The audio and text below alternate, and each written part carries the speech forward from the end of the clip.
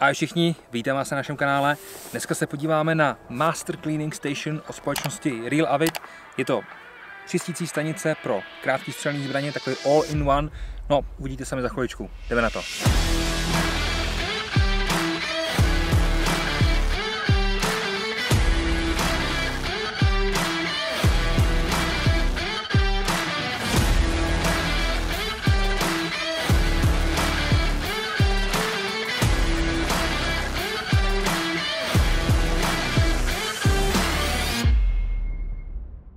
Co je na tom fakt paráda, že to dostanete vlastně v takovémhle setu, s takovýmhle obalem, máte to doma někde zastrčený v dílně nebo tam zkrátka, kde provádíte čištění těch zbraní. No a v okamžiku, kdy přijdete ze střelnice, jenom to rozděláte, vytáhnete ven a máte před sebou takovouhle parádní čistící sadu, která obsahuje všechno, co budete potřebovat. Líbí se mi, že tady máme vlastně tu podložku, která je udělána tak, aby byla odolná vůči všem těm rozpouštědlům a tomu všemu zkrátka, co používáte pro čištění těch krátkých střelných zbraní. Fouká nám vítr, jak já si to takhle vrazím pod to. A zároveň na druhé straně potom máme takovouhle krabičku, takovýhle kit, kde vlastně bychom našli už všechno, co budeme potřebovat potom pro to konkrétní čištění. Super je, že to není jenom na jednu ráži. Celkem tady máme 45, 40, 357, což je vlastně 9 a potom 22, takže takový ty nejzákladnější ráže, které se u nás v České republice střílejí. V okamžiku, kdy otevřu tu pravou část, krásně se to takhle přede mnou rozloží a mám všechno k dispozici, co potřebuju. To znamená, můžu okamžitě začít s tím čištěním. Vezmu zbraň, rozložím ji a můžu se už zabírat tím, co vlastně mám na té straně.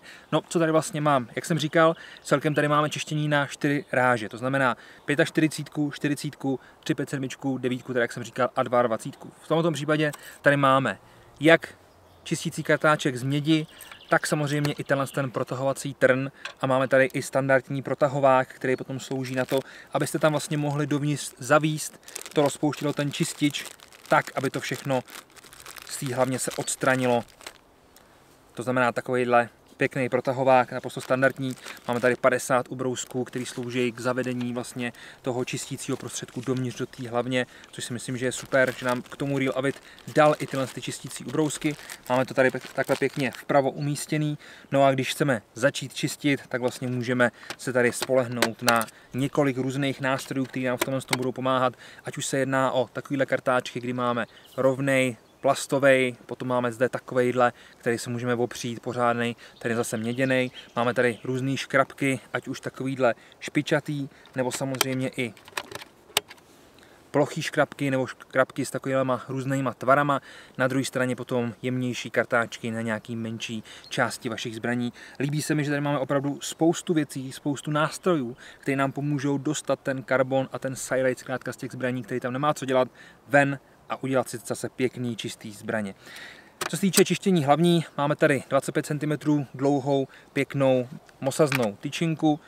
Na druhou stranu potom patří tohle téčko, ten pěkný úchyt, kterým potom to budeme vlastně čistit, kterým to budeme protahovat. Jenom to sem našroubujeme. Ta část je pohyblivá sama za sebe, to znamená, že ten kartáček si razí svoji cestu přesně podle vlastně těch drážek, takže se nemusíme vůbec starat o nějaké točení s tím. Funguje to moc pěkně a kdybychom chtěli, můžeme to vlastně našroubovat i do přední části, kde to potom máme pěkně statický a můžeme to použít například právě na ty protahovací trny nebo tak, jak budeme potřebovat. Moc se mi líbí, jak mám všechno pohromadě, moc se mi líbí, jak je to udělané, je to kompletně celý omyvatelný, takže se vůbec nemusíte bát, že vám někde něco se ušpiní nebo zkrátka, že to třeba prosákne na stůl. Opravdu je to tam, kde má být, chrání to přesně tak, jak to má, ať už to budete dělat v obýváku na stole nebo v dílně, nemusíte se bát, je to vlastně všechno odolný vůči všem těm rozpouštědlům a těm věcem, který proto budeme potřebovat. No přátelé, kdyby vás zaujala ta sada, nezapomeňte se podívat dolů do popisku videa, nechávám tam samozřejmě odkaz, můžete nás lajknout, sdílet, odebírat, všechno to, co máte rádi vy, máme rádi i my a já se na vás budu těšit někdy příště u dalšího videa. Mějte se krásně, tohle byla čistící sada all in one od společnosti Real Avid na krátký střelný zbraně, no a někdy příště, ahoj.